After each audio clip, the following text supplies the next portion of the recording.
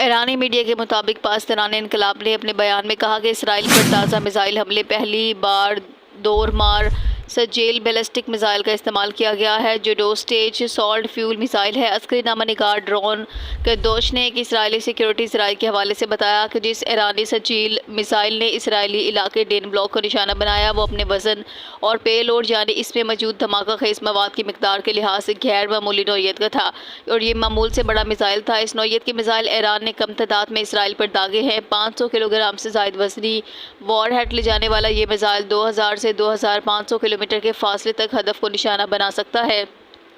पासदारान इनकलाब की जानब से कहा गया है कि ईरानी मिसाइल इसराइलियों को ज़ेर ज़मीन पनाहगाहों से बाहर एक लम्हा भी नहीं गुजारने देंगे। बयान में कहा गया कि अहदाफ पर मरकूज ईरानी मिसाइल हमले जारी रहेंगे। हमने सेहोनियों के लिए जहन्नुम के दरवाजे खोल दिए हैं। इससे कबल ईरान के मिसाइल हमले के बाद फ़िज़ा में एक गैर मामूली मिसाइल देखा गया था, जिसके बाद ईरान की जानब से एक नई किस्म के मिसाइल इस्तेमाल किए जाने का इम्कान ज़ाहिर किया जा रहा है।